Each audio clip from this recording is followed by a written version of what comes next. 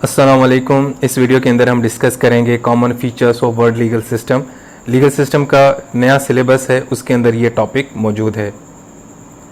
अगर ये question exam के अंदर आता है तो इसकी जो पॉसिबल आउटलाइन हो सकती है वो ये है कि इसके अंदर सबसे पहले आपने इंट्रोडक्शन लिखना है, लीगल सिस्टम को डिफ़ाइन करना है, लीगल सिस्टम के सोर्सेज बताने हैं और जितने भी लीगल सिस्टम है पूरी दुनिया के अंदर जो डिफरेंट टाइप्स हैं उनको थोड़ा थोड़ा ब्रीफ करना है, डिस्कस करना है और उसके बाद फिर आपने जो कॉमन फीचर्स हैं उनको एक्सप्लेन करना है। इससे ये होगा कि आपका जो सवाल है उसकी लेंथ भी बढ़ जाएगी, आंसर की लेंथ भी बढ़ जाएगी और सारी चीज़ें कवर भी हो जाएंगी।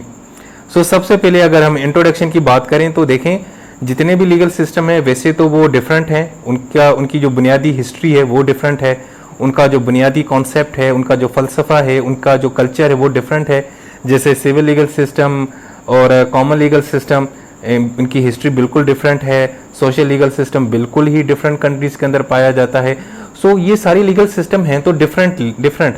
और जैसे रिलीजियस लीगल सिस्टम है, इस्लामिक लीगल सिस्टम है, कैनन लीगल सिस्टम है, इसी तरीके से जो ज्यूज़ का लीगल सिस्टम है वो बिल्कुल डिफरेंट है। लेकिन उसके बावजूद फिर भी बहुत सारी चीज़ें हैं जो एक जैसी हैं। जैसे कॉन्स्टिट्यूशन आपको हर लीगल सिस्टम के अंदर नज़र आएगा, रूल ऑफ लॉ का जो प्रिंसिपल है वो नज़र आएगा, इसी तरीके से सेपरेशन ऑफ पावर्स का जो कॉन्सेप्ट है वो भी आपको नज़र आएगा।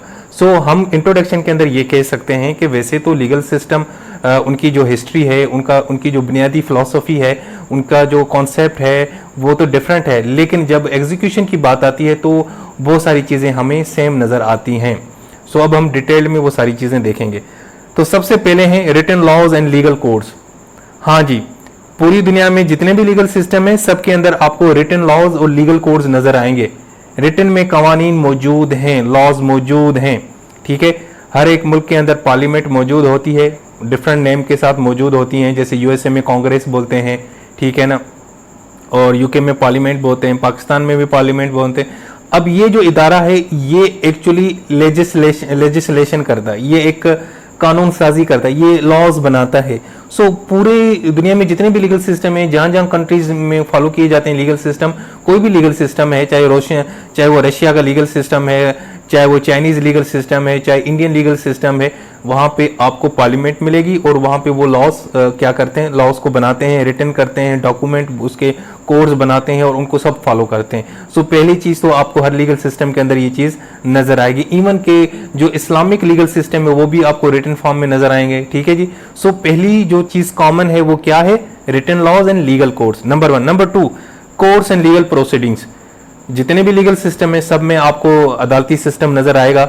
हाँ, अदालती सिस्टम में थोड़ी बहुत तब्दीली होगी लेकिन अदालतें आपको नजर आएंगे, आपको जजेस नजर आएंगे, आपको जो लॉयर्स नजर आएंगे और लीगल प्रोफेशंस नजर आएंगे। इसके अलावा लीगल प्रोसीडिंग्स के हवाले से कवानीन आपको नजर आएंगे कि यहाँ पे किस तरह प्रोसीडिंग होगी, किस तरह केस को यानी कि फाइट किया जाएगा, किस तरह लड़ा जाएगा, कौन सी चीज़ों को फॉलो किया जाएगा, केस किस तरह आपने दर्ज करवाना है, किस तरह पिटिशन फॉलो यानी आपने दाखिल करवानी, ये सब कुछ आपको हर लीगल सिस्टम के अंदर नजर आएगा, चाहे वो सोशल लीगल सिस्टम है, कॉमन लीगल सिस्टम है या सिविल लीगल सिस्टम है।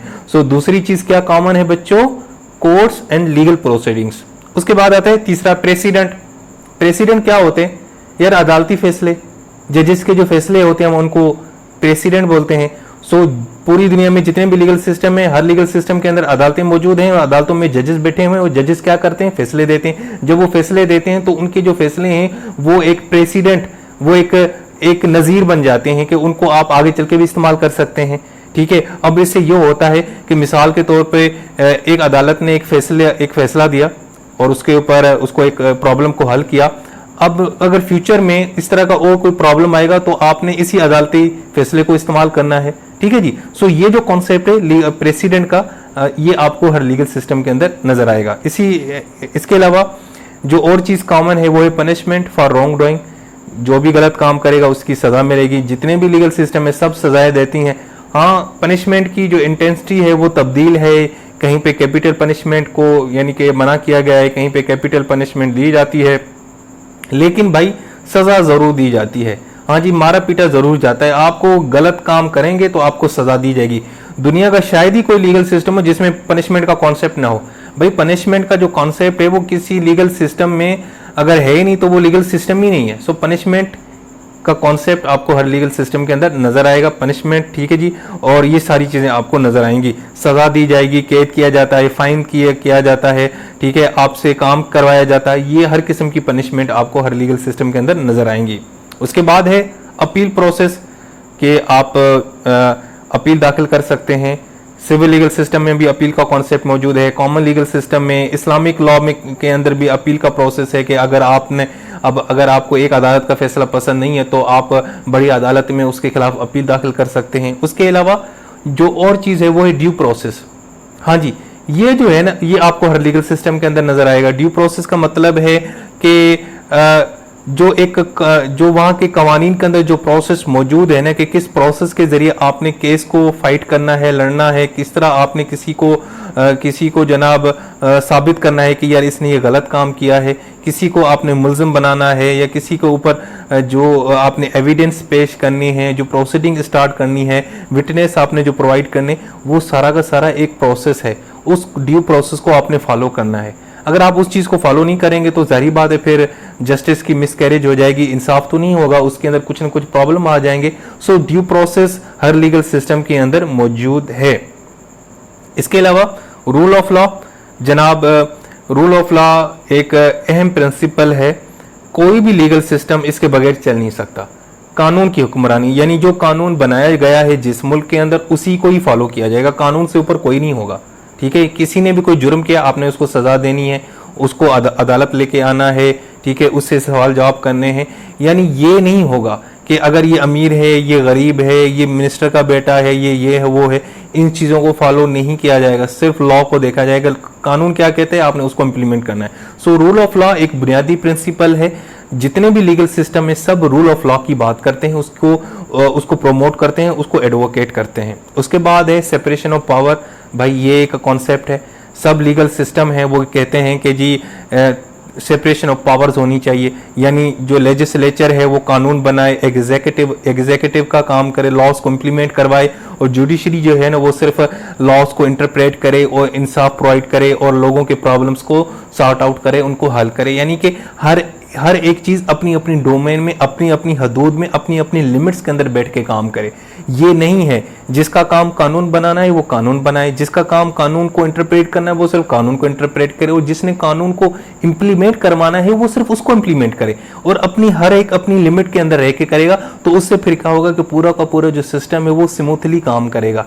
अदरवाइज फिर अगर आप किसी और की हद में घुस के काम करेंगे, ठीक है, जिसका काम सियासत करना नहीं है वो सियासत करेगा, और जिसका काम सियासत नहीं करना और वो बैठ के कुछ और काम करे, तो फिर प्रॉब्लम्स तो क्रिएट होंगी।